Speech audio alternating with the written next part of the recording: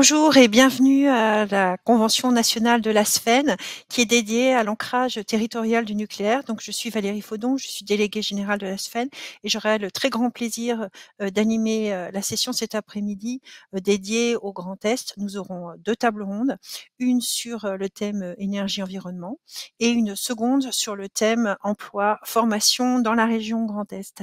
Donc, j'ai le très grand plaisir de passer la parole à Bernard Poty, qui est président du groupe régional Lorraine de la SFEN. Bonjour Bernard. Bonjour Valérie, bonjour à tous.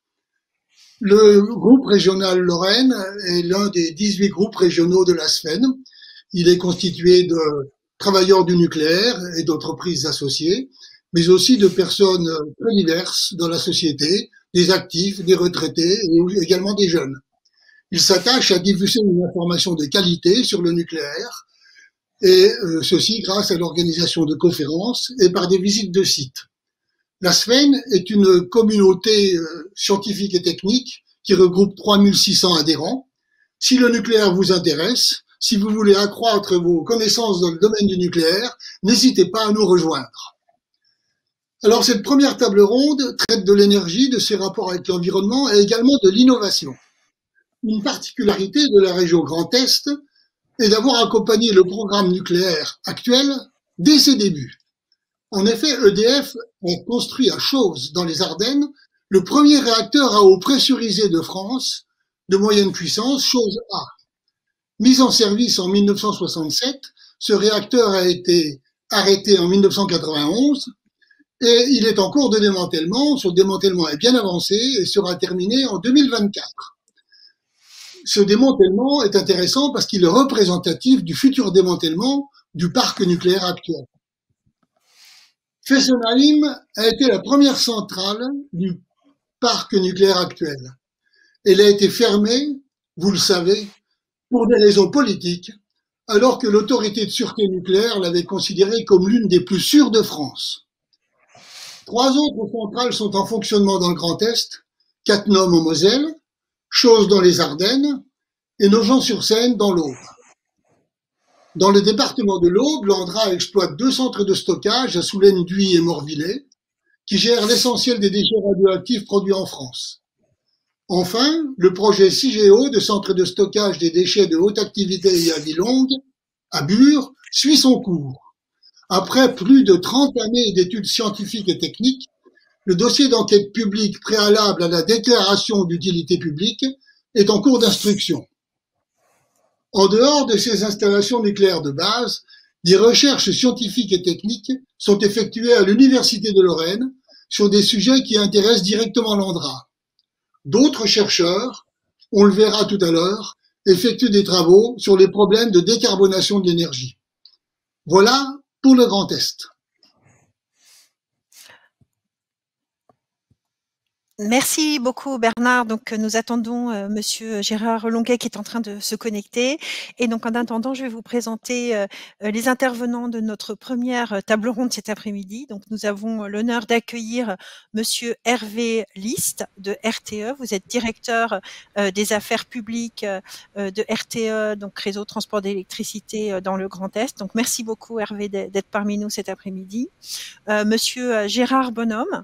Donc Gérard est professeur émérite de l'Université de Lorraine, mais aussi président de la commission énergie-environnement de la Société française de physique, qui est la grande sœur de la SFEN, la Société française de physique.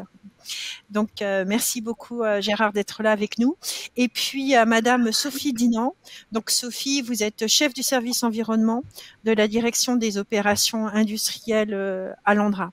Donc dans cette table ronde, nous allons parler à la fois des grands équilibres électriques de la région Grand Est, et puis nous parlerons aussi en quoi l'électricité bas carbone peut être un moyen pour atteindre les objectifs de neutralité carbone dans la région.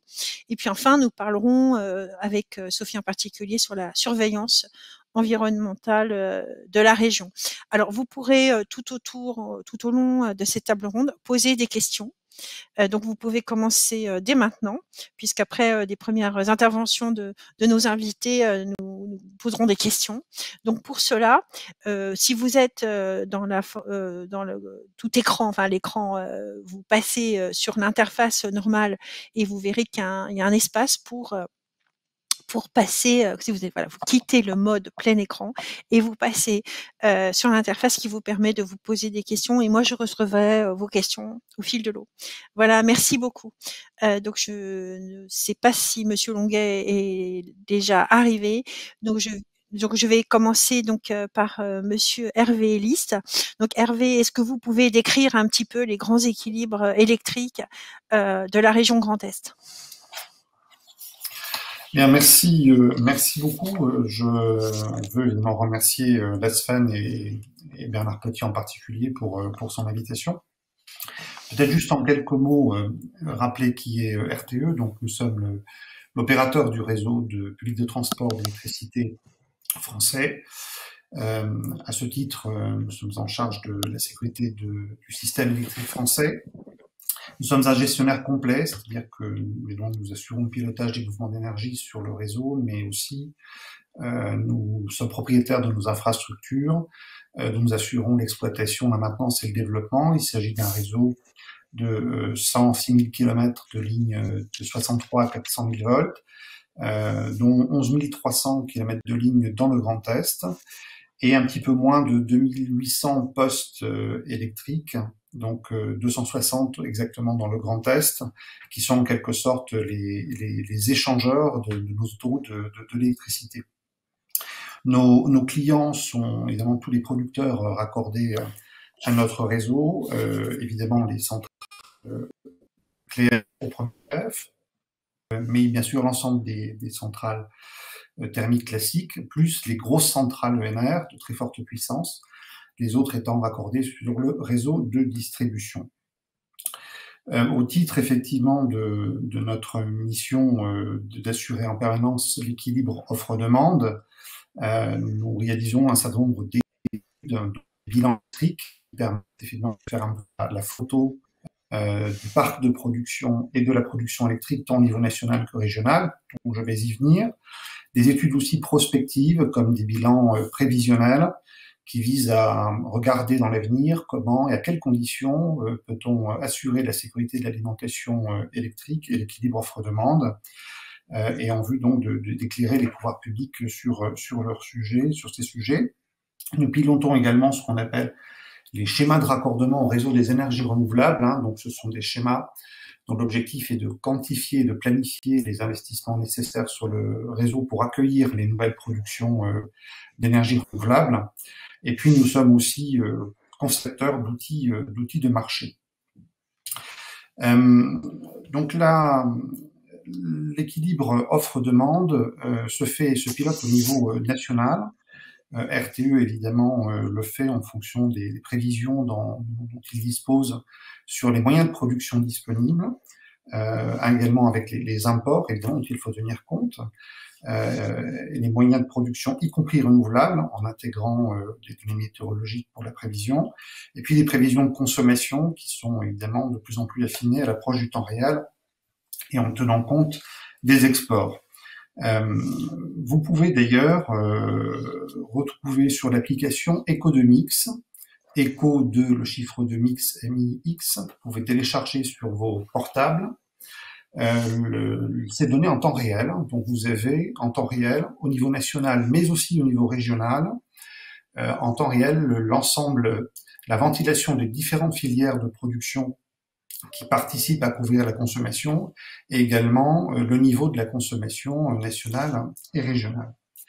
Alors, pour ce qui est du Grand Est, on observe une évolution du parc de production installé, qui s'élève à peu près à un peu plus de 21 000 mégawatts, dont un petit peu plus de 51% par le nucléaire, avec 1820 mégawatts, évidemment en baisse du fait de la fermeture des 2 tranches nucléaires de Fessenheim. Alors, ce qui est nouveau, c'est que juste après le nucléaire, c'est l'éolien avec 3887 MW installés, donc devant le thermique classique. Donc l'éolien, dont la progression a été de 7,7% en termes de production installée entre 2019 et 2020. Ensuite vient donc l'hydraulique, le thermique pardon, avec 3275 MW, l'hydraulique 3209, donc assez stable, et puis le solaire avec 597 MW en croissance aussi de 9,9%. Donc on voit qu'on a quand même une dynamique de raccordement des énergies renouvelables qui est significative dans le Grand Est, avec un parc installé total, hydraulique compris, de 7034 MW à la fin de l'année 2020, donc ce qui représente à peu près un tiers du parc de production électrique installé. Alors qu'est-ce qu'on a produit l'année dernière dans ce voilà, donc qu'est-ce qu'on a produit? Alors 2020 a été une année évidemment un peu particulière, hein, aussi bien au plan national que dans le Grand Est, puisque la crise Covid a évidemment eu un impact sur la disponibilité des centrales nucléaires et sur le programme de maintenance.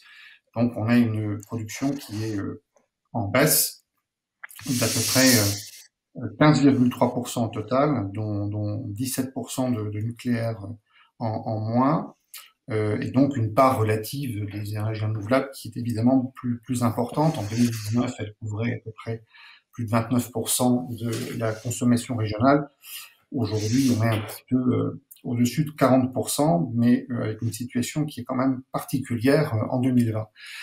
Alors la région Grand Est est une région qui est très très exportatrice. Elle produit plus de 2 fois ce qu'elle consomme et elle exporte. Elle exporte tant auprès des autres régions françaises que à l'étranger, chez nos voisins européens, en particulier en Allemagne. Ce qu'on peut dire sur l'année 2020, c'est que on est exportateur net à peu près d'un peu plus de 13 TWh vers nos voisins européens, dont un peu plus de 10 vers l'Allemagne, et de 31, presque 32 TWh vers les autres régions françaises. C'est effectivement la solidarité électrique que permet le réseau. La moitié d'ailleurs de ces exports vont vers l'Île-de-France. Et donc, effectivement, cette solidarité électrique, c'est permettre d'acheminer donc l'électricité de là où elle est produite vers les zones où il y a des besoins de consommation, avec la même qualité évidemment de service pour tout le monde. Et en Bourgogne, par exemple, la Bourgogne ne produit que 12,5% de ce qu'elle consomme, mais elle est très très largement alimentée par la région Grand Est et par les autres régions qui l'entourent, et Rhône-Alpes, Auvergne également en particulier. Voilà ce que je pouvais dire sur les grands équilibres électriques et sur les échanges. Je tiens à votre disposition d'autres chiffres sur la production, peut-être quelques mots sur la consommation. La consommation qui a également baissé au plan national et aussi dans le Grand Est, un peu plus de 6%. Et essentiellement la grande industrie. Alors ce phénomène n'est pas tout à fait nouveau, puisque la consommation industrielle avait tendance à baisser. Alors le Grand Est est évidemment une région très concernée, car très industrielle. Et la grande industrie, en 2020, a vraiment décroché avec un moins 13% de consommation. Sur les PMI, PMU, nous sommes à peu près stables. Et même chez les professionnels et particuliers, alors plutôt chez les professionnels d'ailleurs, hein, les artisans, les commerçants évidemment, on a une baisse qui est de 10% hein, quand même de la consommation sur l'année 2020 par rapport à l'année 2019. Voilà pour les grands équilibres régionaux. Merci beaucoup Hervé. Je pense qu'on va y revenir de toute façon, parce que c'est en effet un sujet important si on veut réfléchir à comment on peut utiliser l'électricité bas carbone de la région pour décarboner aussi les autres secteurs émetteurs de gaz à effet de serre. Vous avez parlé en particulier de la grande industrie, de voir quel est le potentiel sur ces sujets-là. Donc, je vais passer la parole maintenant à Gérard Bonhomme. Donc, Gérard donc, est professeur émérite à l'Université de Lorraine et est président de la commission énergie de la Société française de physique. Donc, merci beaucoup, Gérard, d'être là. Donc, justement, on parle beaucoup ces derniers temps, quand on parle décarbonation, on parle hydrogène. Hein, c'est le sujet à la mode avec le plan hydrogène qui a été présenté par le gouvernement cet automne. Donc, quel est le rôle, justement, de l'électricité bas carbone? On en a vu qu'on en avait beaucoup dans la région Grand Est, que c'était une région qui produisait énormément d'électricité. Quel peut justement être l'avantage que peut représenter cette électricité bas carbone pour produire de l'hydrogène, et puis à quoi ça va servir cet hydrogène propre? Je vous laisse la parole. Merci Gérard. Merci Valérie, merci pour l'invitation à intervenir aujourd'hui. Oui, alors donc bonjour à tous. Oui, effectivement l'hydrogène, c'est dans l'air du temps, si j'ose dire, parce qu'il n'y a pas uniquement le plan français, mais il y a des plans hydrogène un peu partout, en Allemagne, en Europe et au Japon, en Australie, etc. Alors, je voudrais rappeler très rapidement, je ne vais pas vous faire un cours sur l'hydrogène, rassurez-vous, je vais rappeler très rapidement quels sont les objectifs et les enjeux et les défis. Donc en fait, il faut bien comprendre que l'hydrogène, on en utilise déjà beaucoup dans l'industrie. En France, c'est 900 000 tonnes par an, essentiellement pour de la production d'engrais et dans le raffinage des produits pétroliers. En Europe, c'est 10 fois plus, et dans le monde, on peut encore multiplier par un facteur 10. Donc c'est énorme, et le problème, c'est qu'il est actuellement produit à partir de ce qu'on appelle le vaporeformage du méthane, du gaz naturel. Donc c'est un processus qui émet du CO2, ce qui est évidemment pas bon, si notre objectif à tous, est de réduire l'empreinte carbone et d'atteindre la neutralité carbone en 2050. Donc c'est pour ça que le plan français fixe par exemple un objectif de production d'hydrogène de 630 000 tonnes par an en 2035 avec 6,5 gigawatts de puissance d'électrolyse. Et donc ça permettrait à la fois de décarboner ce qui est utilisé, l'hydrogène qui est utilisé pour les processus industriels, et de commencer à développer des usages énergétiques pour la mobilité. Alors, donc cette deuxième phase qui est envisagée ambitionne, et je veux citer ça rapidement pour donner l'énormité des chiffres impliqués, c'est que d'ici le 2050, il est prévu en France que en gros 20% de l'énergie finale sera assurée par l'hydrogène, et donc comme vecteur énergétique en remplacement du pétrole. Et donc ça correspond, si on produit par électrolyse, à un doublement de la production, de la consommation électrique annuelle française. C'est absolument énorme. Et donc c'est des chiffres extrêmement importants, donc une multiplication par 10 par rapport à ce qui est nécessaire pour la production, pour les usages strictement industriels actuels. Et puis en troisième lieu, dans les objectifs, il y a l'intégration des renouvelables. Je voudrais juste signaler à ce propos, pour donner encore un ordre de grandeur des volumes d'hydrogène à produire, c'est que si on a 3 jours sans vent et sans soleil en France, il faudrait pour pouvoir produire l'électricité à partir d'hydrogène stocké, il faudrait 250 000 tonnes d'hydrogène. Donc c'est des volumes absolument considérables. Et donc la question évidemment, c'est comment produire ces quantités énormes d'hydrogène de façon décarbonée, sachant que le défi, c'est il faut rendre l'électrolyse compétitive, il ne faut pas que ce soit trop coûteux, que ça soit le plus possible proche des prix actuels du vaporeformage. Il faut pour ça que les électrolyseurs, parce que l'électrolyse c'est un processus qui mange beaucoup d'énergie, il faut que les électrolyseurs fonctionnent à pleine charge toute l'année, sinon on a des frais d'installation et de maintenance qui sont trop importants pour faire baisser les coûts. Il faut que pour les applications industrielles, il faut en principe pour beaucoup de procédés une production régulière et continue, éviter au maximum le stockage, parce que le stockage d'hydrogène, c'est pas tellement facile. Et puis, le système électrique, donc pour revenir sur le point précédent, doit être en mesure de délivrer les énormes quantités d'électricité nécessaires. Donc, vous voyez que le défi est considérable.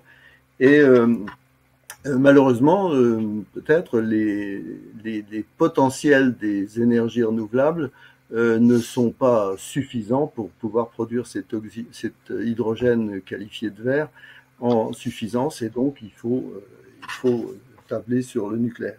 Alors je vais très rapidement maintenant peut-être passer à ce qui se passe dans le Grand Est. Je n'ai pas regardé la montre, je ne sais pas combien de temps j'ai. Oui, bien alors, sûr. donc je vais alors comme le disait Hervé List précédemment, effectivement le Grand Est a un énorme avantage, c'est qu'il exporte autant d'électricité qu'il en consomme. Moi j'avais retenu un chiffre de 60 TWh, mais c'était peut-être pas l'an dernier, mais en tout cas c'est à peu près la même quantité que celle qui est consommée. Et donc, pourquoi, évidemment, on peut penser utiliser une partie de cette électricité pour produire de l'hydrogène. Et en fait, c'est un projet. Cette idée-là, elle est pas nouvelle, parce que j'ai appris. Je sais pas si le sénateur Longuet est là, mais en tout cas, j'ai appris qu'il avait été très impliqué dans un projet qui s'appelle Alfea, qui a démarré en 1995. Où il s'agissait déjà de produire de l'hydrogène décarboné à partir de l'électricité produite par Catnom. Bon, alors en fait, ce projet, il est pas mort du tout, et au contraire, il est en plein développement, et dans un cadre dans le cadre de ce qu'on appelle la grande région, c'est-à-dire en gros Sarre-Lorlux, et donc il y a le point de départ qui est tout à fait intéressant. C'est quand on connaît un peu la topographie, c'est facile de comprendre. Il y a un filon de charbon qui est maintenant arrêté, évidemment, mais qui se trouve de part et d'autre de la frontière, donc avec un pôle du côté de ce qu'on appelle le Varn naborien, c'est-à-dire autour de Saint-Avold-Carlin, et du côté sarrois, du côté de Völklingen et Dillingen. Et donc, il y a beaucoup de sidérurgie, encore en Sarre, et il y a 2 anciennes centrales au charbon qui sont en cours de fermeture et pour lesquelles on envisage autre chose, qui sont situées l'une à Saint-Avold, c'est la centrale Émile Huchet, et l'autre qui est située au bord de la Sarre, c'est la Fennekraftwerk, donc qui est à 15 km à vol d'oiseau. Et donc, le projet, c'est d'installer des électrolyseurs. Il y a 200 mégawatts de puissance d'électrolyse qui est prévu sur le site Émile Huchet, et de produire de l'hydrogène qui va servir pour un projet qui est soutenu au niveau fédéral en Allemagne, un projet de décarbonisation de la production d'acier dans les aciéries de Dillingen, donc juste à côté. Et donc il y a un gazoduc qui est prévu pour transporter cet hydrogène, et il y a même une deuxième section de gazoduc parce que c'est tout un écosystème qui est en construction, avec un gazoduc qui irait de Saint-Avold jusqu'à Perl au Luxembourg, au Grand-Duché, pour éventuellement d'autres applications de l'hydrogène, et en particulier pour la mobilité. Et je n'ai pas mentionné une branche de ce gazoduc qui irait vers Sarrebruck pour également des applications de mobilité pour les transports urbains, les bus, etc. Et se greffe là-dessus aussi un projet de stockage d'hydrogène dans des cavités salines, puisque vous savez que la Lorraine, c'est pas uniquement le minerai de fer, le charbon, c'est aussi le sel, puisque le sel, c'était la première richesse de la région depuis avant l'époque,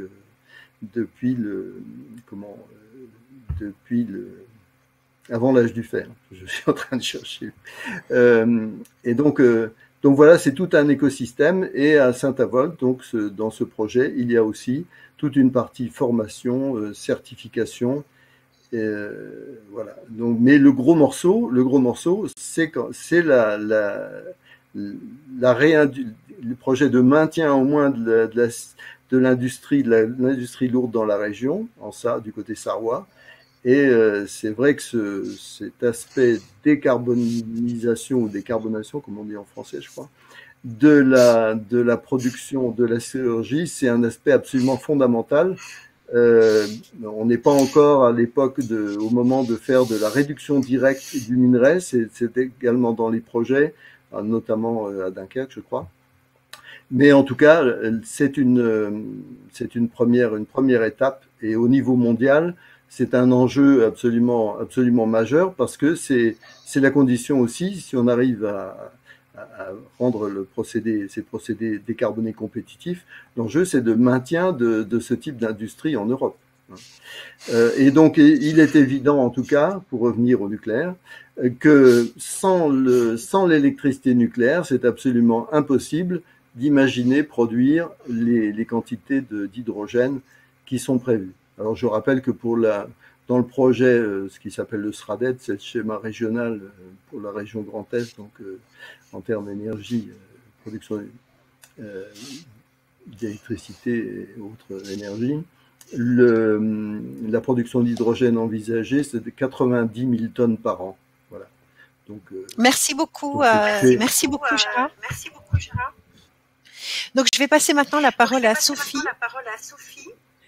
Donc Sophie, vous êtes en charge vous êtes chef de service environnement de la direction des opérations industrielles à Londra. Donc est-ce que vous pouvez décrire un peu les centres dont vous avez la responsabilité au niveau surveillance dans l'Aube et quel type d'activité justement vous menez en termes de surveillance et puis bien sûr en termes de rapport avec les parties prenantes. Je vous remercie. Bonjour à tous. Alors peut-être pour commencer un petit rappel sur ce qu'est l'ANDRA. Donc l'ANDRA, c'est l'Agence nationale pour la gestion des déchets radioactifs. Donc en fait, c'est l'organisme à qui l'État a confié la mission de gérer tous les déchets radioactifs qui sont produits sur le territoire français. Donc déchets radioactifs que nous contribuons tous à produire. Donc pour ça, l'ANDRA en fait une mission forte de concevoir des solutions de prise en charge des déchets de façon la plus sûre possible. Là, on est très clairement dans les travaux actuels d'un CIGEO qui cherche des solutions justement pour définir des solutions pour la prise en charge des déchets haute activité vie longue. Et puis, la mission de l'ANDRA, c'est aussi d'exploiter les centres, c'est-à-dire les solutions qui finalement ont été autorisées, les outils industriels construits, et puis ensuite il faut les exploiter et accueillir les déchets qui viennent de partout en France. Donc sur l'ANDRA a 2 centres de stockage de déchets en exploitation. Ces 2 centres sont justement dans cette région Grand Est et localisés dans le département de l'Aube. Le plus ancien des centres qui a été mis en service, en tout cas qui a accueilli son premier colis de déchets en 1992, on l'appelle le centre de stockage de l'Aube, le CSA. Donc lui, il a un statut d'installation nucléaire de base. Il est implanté sur les communes de Soulaine, Villaubois et Potémont, et il accueille les déchets faibles et moyenne activité à vie courte. Ce sont des déchets qui sont essentiellement issus de l'exploitation des installations qui ont des activités nucléaires. Ça peut être des déchets de maintenance, des outils, des filtres, des vêtements, enfin voilà, ce genre de déchets. L'autre centre, il est plus récent, il a été mis en service en 2004. On l'appelle le CIRES, c'est son petit nom. En réalité, c'est le Centre industriel de regroupement, d'entreposage et de stockage. Et lui, il est implanté sur les communes de La Chaise et de Morvilliers.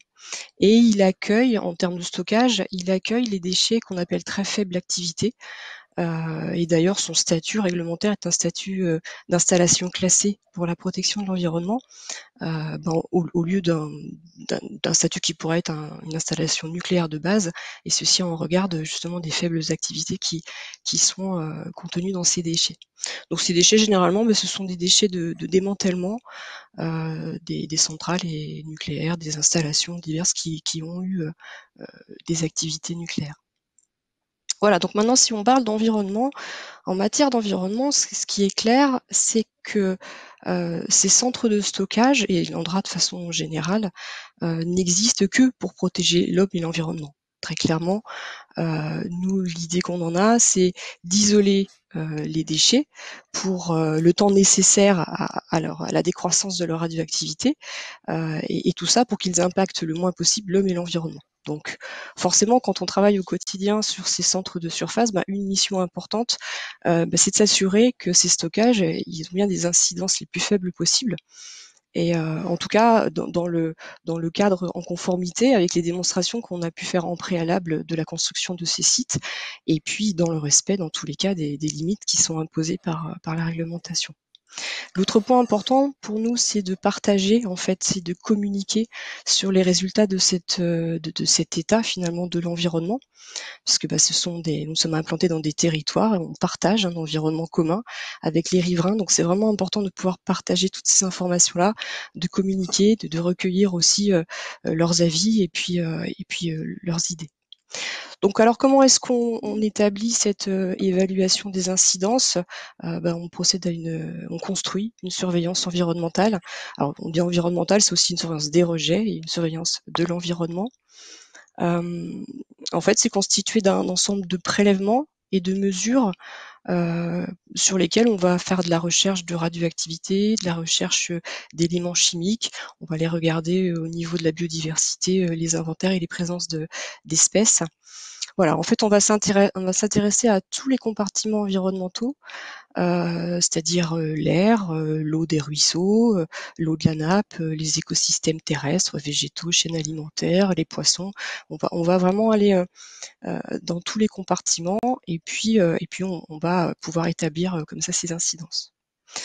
Alors cette surveillance, ce qu'on peut en dire, c'est qu'elle relève pas du hasard, hein. On la construit, cette surveillance en réalité. On la construit et pour qu'elle soit pertinente, elle doit être adaptée à chaque site de stockage et de façon générale, hein, je pense que c'est un principe d'étude d'impact en fait, ça s'adapte à chaque installation, à chaque activité industrielle. Donc pour pouvoir faire cette spécificité, il faut connaître plusieurs choses. Il faut déjà prendre en compte l'activité justement et l'installation spécifique. Donc en gros, ça va être quels déchets je vais accueillir, quelles sont ses caractéristiques, quels sont les procédés industriels que je vais mettre en œuvre au droit du centre, quels sont les effluents qui seront générés, où sont les localisations des points de rejet. Voilà, c'est toute une connaissance du fonctionnement de l'installation qui est nécessaire dans un premier temps. Ensuite, dans un deuxième temps, on va avoir toute la caractérisation de l'environnement dans lesquels nous sommes implantés, notre installation est implantée. Donc là, ça veut dire une très bonne connaissance du milieu physique, par exemple la nappe, les écoulements, les vitesses d'écoulement, les directions, tout ce qui va être le réseau de surface pour le réseau hydrométrique. On va aussi s'intéresser à toute la connaissance faune-flore, toutes les richesses en termes de biodiversité. Et puis on s'intéresse évidemment aussi aux populations, aux riverains, où sont les habitations, quelles sont leurs habitudes, leurs pratiques alimentaires, leurs activités professionnelles, l'agriculture. Voilà, leurs activités de loisirs aussi. Donc voilà, fort de cette connaissance à la fois de notre installation, de ses nuisances potentielles, et à la fois du milieu qui nous entoure, on est en capacité de produire, de faire une surveillance adaptée. On va pouvoir identifier les zones sur lesquelles on va aller faire des contrôles, on va pouvoir identifier ce qu'on va choisir de prélever, voilà, des sédiments, des végétaux, ce qu'on va rechercher, quel radionucléide, quel élément chimique, à quelle fréquence. Voilà, voilà comment on construit un plan. Donc ça, c'est évidemment ce qu'on applique sur nos centres de surface, c'est aussi ce qui sera appliqué et qui est déjà commencé d'ailleurs pour un programme comme CIGEO ou pour d'autres installations industrielles, nucléaires ou non d'ailleurs. Donc cette activité, finalement, elle est très encadrée, hein, évidemment, puisque ce dont je viens de parler, cette construction du plan, elle est in fine imposée réglementairement pour toute ou partie des choses via des décisions, via des arrêtés préfectoraux, ministériels, qui donc imposent un squelette à minima d'une surveillance, voire plus. Et c'est aussi une activité qui est très contrôlée.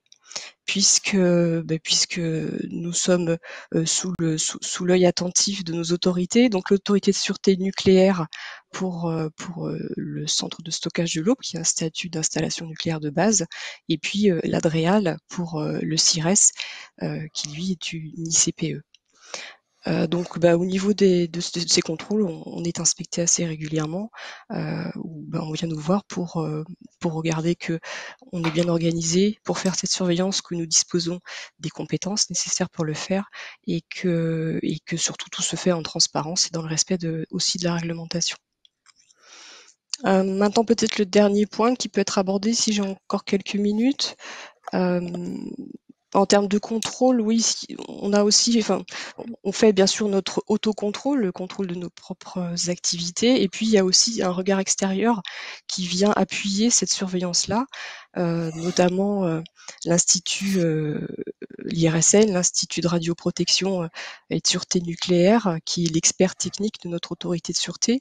Eux aussi font leur propre surveillance sur notre territoire et à proximité de nos centres, voire même sur les centres, pour venir comparer et puis pouvoir conclure également sur nos incidences environnementales. Et de la même façon, les acteurs du territoire, des organismes indépendants, la commission locale d'information par exemple, a pu par le passé à plusieurs reprises faire son propre programme d'inspection, de prélèvement, et puis faire ses propres acquisitions de données de façon à venir confirmer les conclusions, les résultats que nous pouvons communiquer très très régulièrement. Merci beaucoup Sophie. Donc nous avons Monsieur Longuet en ligne. Donc bonjour Monsieur le ministre. On va faire un test son. Ah, on ne vous entend pas. Je suis désolée, on ne vous entend pas. Donc on va revenir vers vous. Donc on va commencer un peu des questions-réponses. Donc n'hésitez pas à poser des questions. Comme je le disais, vous quittez le mode plein écran et puis ensuite vous avez une interface et donc vous posez des questions. On en a reçu déjà un certain nombre, donc je vais commencer. Donc on a des questions sur l'hydrogène. En particulier, donc une question pour Gérard, qui est de savoir si par exemple on avait un scénario 100% renouvelable, comme ceux qui sont par exemple étudiés actuellement, justement de combien de capacités de stockage d'hydrogène on aurait besoin. Est-ce qu'on a des chiffres là-dessus? Je sais que nous, dans les scénarios SFEN qu'on a publiés au mois de juin, mais j'ai pas les chiffres en tête, on a calculé la capacité de power to gas dont on aurait besoin en France pour justement pouvoir pallier à ces problèmes de sécurité d'approvisionnement. Mais est-ce que vous avez en tête des ordres de grandeur? Alors, en fait, c'est RTE qui dispose des chiffres, puisqu'ils ont étudié un certain nombre de scénarios, 8 scénarios dans leur dernier document, dont 4 qui correspondent à une hypothèse 100% renouvelable en 2050. Et en gros, j'ai pas le chiffre exact, mais la puissance pilotable finalement, elle reste toujours la même. Et on peut l'estimer extrêmement simplement. À partir de ce que j'ai indiqué tout à l'heure, si on a 3 jours sans alimentation par des renouvelables, on arrive à 70 gigawatts. Je crois que RTE définit ça comme définit une puissance moyenne de demande, ce qui correspond en gros à la puissance pilotable dont on a absolument besoin pour éviter un blackout. Alors quant à la quantité d'hydrogène nécessaire, pour 3 jours c'est 250 000 tonnes, ce qui est considérable. Donc je vous laisse soin de faire la règle de 3 si jamais on avait besoin de plus. Mais en gros, il me semble que ces 3 jours, ça correspond à une hypothèse assez réaliste. De toute façon, ce sont d'énormes quantités. Et le problème de la puissance pilotable, c'est un point extrêmement important, puisque ça veut dire que ou bien vous utilisez des centrales au gaz ou au charbon, ce que font les Allemands, pour maintenir cette puissance pilotable, ou bien vous utilisez du nucléaire.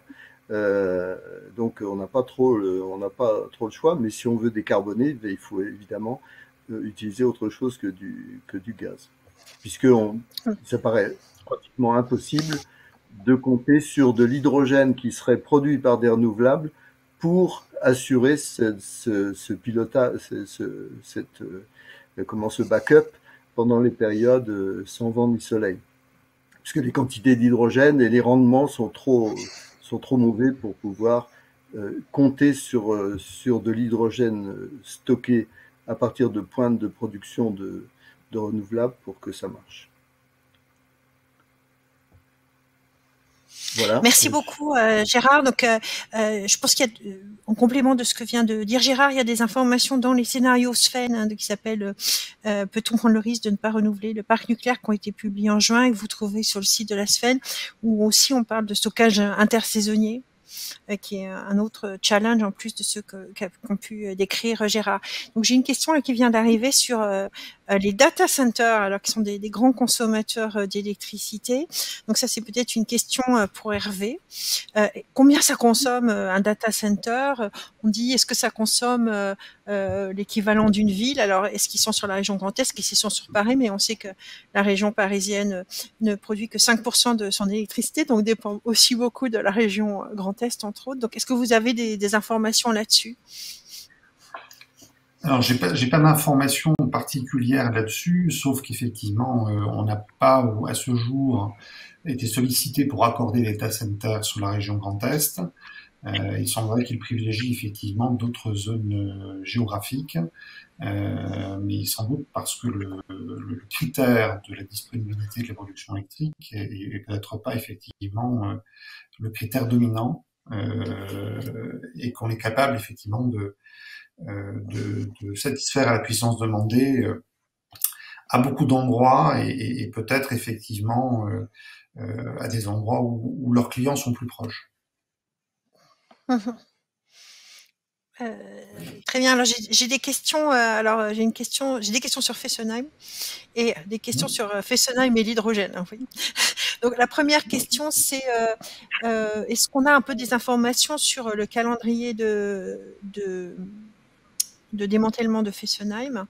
Alors, on n'a pas aujourd'hui de représentants d'EDF dans cette table ronde. Bernard, est-ce que tu peux donner un petit peu quelques infos de calendrier? Pour cette Fessenheim, je ne connais pas. Bon, d'accord. Bon, moi, j'en ai quelques-unes, donc on va passer à une autre question. C'est que, de toute façon, actuellement, ils sont en train d'étudier le démantèlement, de faire les études et ils devront donc présenter leur dossier à l'ASN, et c'est un processus relativement long qui prendra environ 5 ans.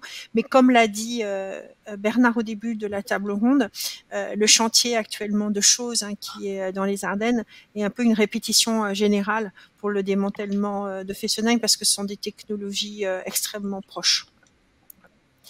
Alors, j'ai une question, alors du coup, un peu toujours sur Fessenheim avec l'hydrogène. Est-ce qu'on n'aurait pas pu réserver le site de Fessenheim pour produire de l'hydrogène?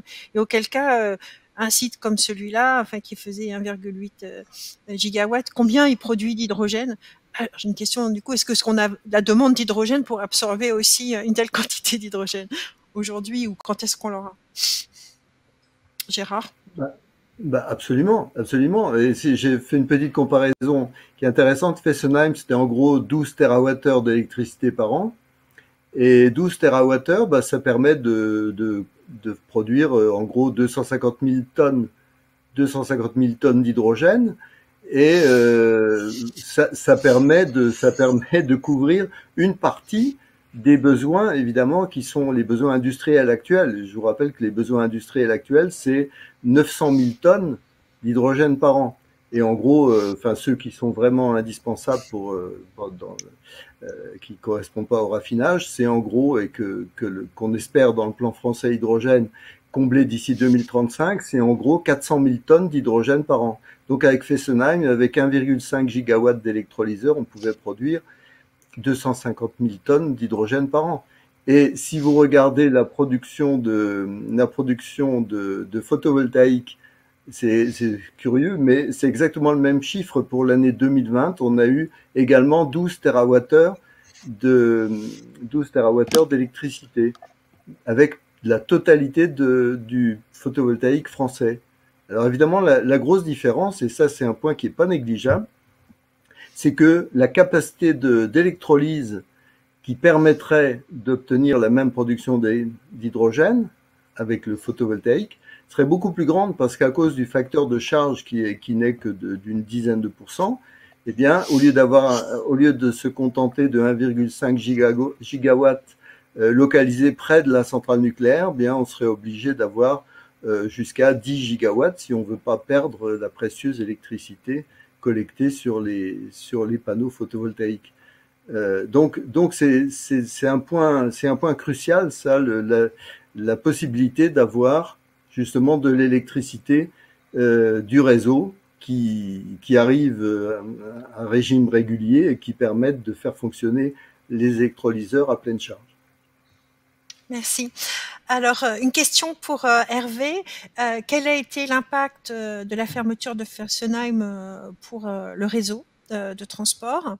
Et aussi, donc, on anticipe aujourd'hui les fermetures de centrales allemandes qui vont bientôt arriver, des centrales nucléaires. Et puis aussi les fermetures des centrales belges. Et puis bientôt aussi d'autres centrales à charbon allemandes qui vont commencer à fermer. Donc ça fait beaucoup de moyens pilotables qui ferment. Donc comment vous anticipez ça pour garantir justement la sécurité d'approvisionnement électrique?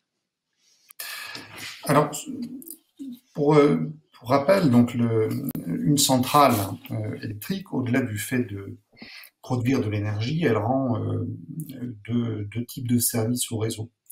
La première, c'est qu'elle permet de maintenir la tension, et donc elle participe de ce fait à la sécurité d'alimentation électrique, puisqu'il faut que la tension soit évidemment équivalente en tout point du réseau, et elle permet aussi de ralentir les flux.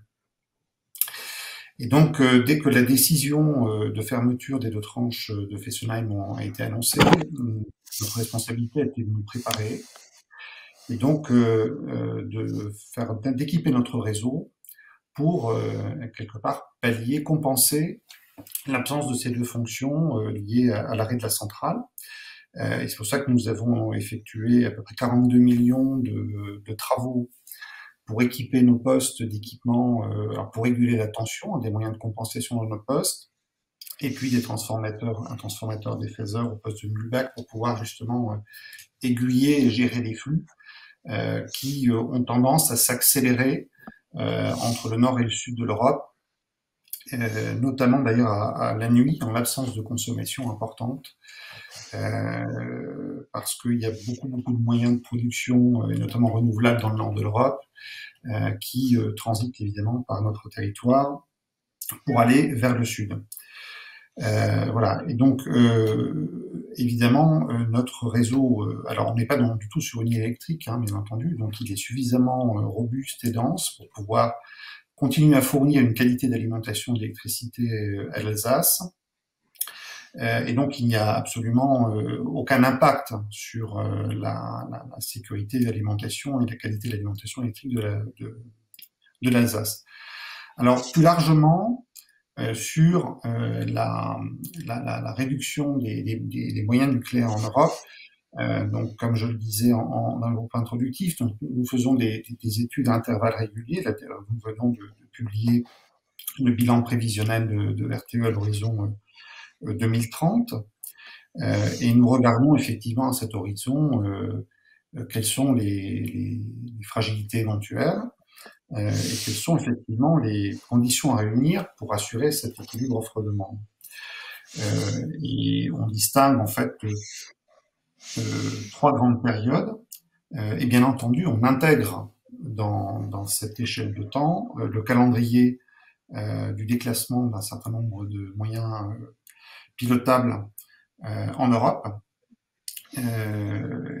Donc une première période qui va jusqu'en 2024 et pendant laquelle nous serons en vigilance parce que le programme, la crise Covid va continuer à perturber probablement la disponibilité des centrales nucléaires, qu'on n'est pas à l'abri d'un rebond de la consommation après la fin de la crise. Et puis nous aurons une période de transition jusqu'en 2026. Et puis au-delà de 2026, si on se fie effectivement aux ambitions de la programmation pluriannuelle de l'énergie, avec la mise en service de l'EPR, avec la mise en service de nouvelles centrales éoliennes offshore qui ont des taux de charge bien plus importants que l'éolien terrestre. On devrait retrouver effectivement des marges importantes et avoir même un niveau de sécurité d'alimentation qui est supérieur à celui que nous avons aujourd'hui.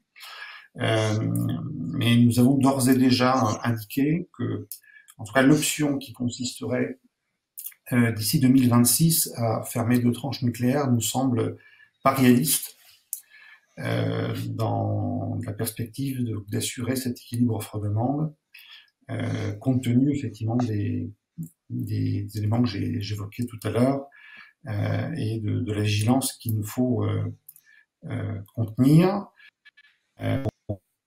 conserver de période.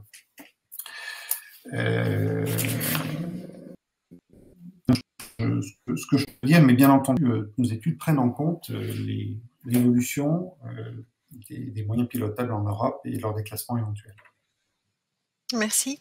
Est-ce que vous pouvez nous donner quelques informations sur le coût de transport de l'électricité, son évolution aujourd'hui? Alors, le coût relatif du transport, il ne change pas beaucoup, en fait. Il représente à peu près 8% de la facture d'un particulier, 13% de celle d'un industriel. Donc aujourd'hui, il y a évidemment un enjeu qui est celui du raccordement des énergies renouvelables, mais pas seulement. On a à peu près un horizon de 33 milliards d'investissements réalisés à l'horizon 2035. Mais dans ces 33 milliards, il y a d'abord le renouvellement du réseau, ce qu'on appelle le réseau du quotidien, simplement parce que notre réseau, dont certaines lignes datent déjà de l'après-guerre, arrive en fin de vie et qu'il faut naturellement le renouveler. Ensuite, on a très très gros enjeux autour du raccordement de l'éolien offshore, avec normalement quelques 6 gigawatts à raccorder à l'horizon 2030, donc c'est tout à fait considérable. Et puis aussi le raccordement des énergies renouvelables, puisque en fait, si effectivement le coût de raccordement est mutualisé entre les producteurs au niveau régional pour ce qui concerne les ouvrages neufs, quand j'entends ouvrages neufs, c'est la construction de postes de transformation électrique neufs, postes sources, ou d'ajout de transformateurs. En revanche, le renforcement amont du réseau, qui doit permettre d'évacuer cette énergie qui remonte en fait qui passe par les postes sources, qui remonte sur le réseau de transport, eh bien ces travaux effectivement doivent être pris en charge par le gestionnaire de réseau. D'accord. Merci beaucoup. Donc, j'ai des questions pour Sophie. Donc, j'ai une première question. C'est est-ce que vous savez, Sophie, pourquoi l'Aube a été choisie pour accueillir les centres de stockage? Oui, alors la première condition pour implanter un stockage, c'est d'abord les caractéristiques géologiques des sols.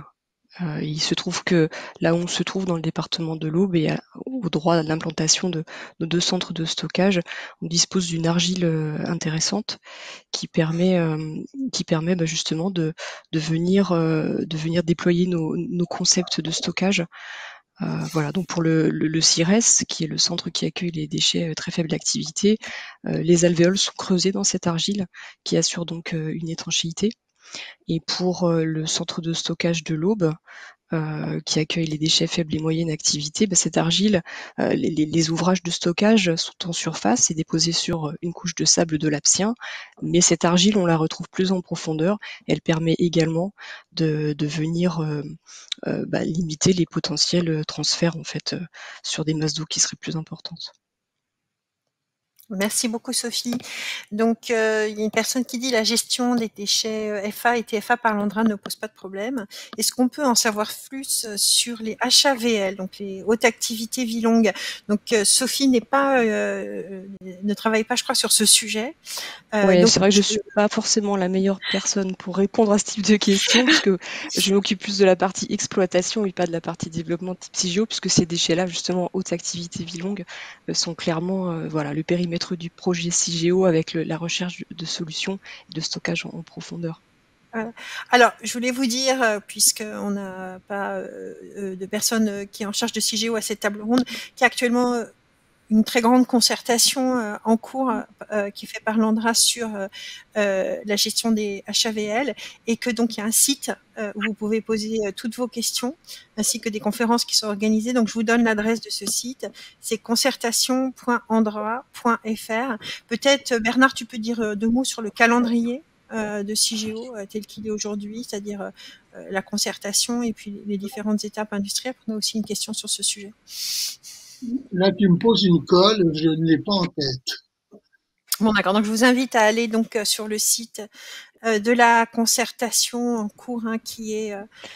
Après, pour peut-être en termes de calendrier, oui. Excusez-moi Valérie, en termes de calendrier, simplement, bon, je suis pas évidemment experte dans le domaine, mais en termes d'échéance